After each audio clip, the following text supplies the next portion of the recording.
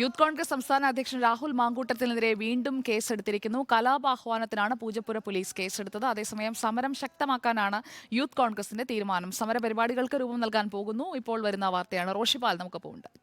റോഷിപാൽ, എന്തൊക്കെയാണ്? നികേഷ്, കഴിഞ്ഞ ദിവസം യൂത്ത് കോൺഗ്രസ് സംസ്ഥാന അധ്യക്ഷൻ രാഹുൽ മാങ്കൂട്ടം ജയിൽ മോചിതനായപ്പോൾ പൂജപ്പുര സെൻട്രൽ ജയിൽ പരിസരത്ത് യൂത്ത് കോൺഗ്രസ് നടത്തിയ സ്വീകരണം, ആ സ്വീകരണ പരിപാടിയാണ് ഇത്തരമൊരു കേസ് പോലീസ് ചുമത്താൻ കാരണം. പൂജപ്പുര പോലീസാണ് രാഹുൽ മാങ്കൂട്ടത്തിൽ ഉൾപ്പെടെ 200ഓളം യൂത്ത് കോൺഗ്രസ് പ്രവർത്തകർക്കെതിരെ കേസെടുത്തിരിക്കുന്നത്. ജില്ലാ അധ്യക്ഷൻ ഷജീർ നിയമമാണ് കേസിൽ 1-ാം പ്രതി. രാഹുൽ മാങ്കൂട്ടത്തിനെ 2-ാം പ്രതിയാക്കിയാണ് FIR-ൽ ഉൾപ്പെടുത്തിയിരിക്കുന്നത്. കലാപാഹ്വാനമാണ് 1-ാമത്തെ കുറ്റം. രണ്ടാമത്തേത് പൊതുഗതാഗതം തടസ്സപ്പെടുത്തി. ആ സെൻട്രൽ ജയിൽ പരിസരത്തെ റോഡിൽ ആയിരുന്നു സ്വീകരണം. അല്പസമയം അവിടെ ഗതാഗതം തടസ്സപ്പെടുത്തിയിരുന്നു. ഒപ്പം പോലീസിന്റെ നിർദ്ദേശങ്ങൾ അവഗണിച്ചു.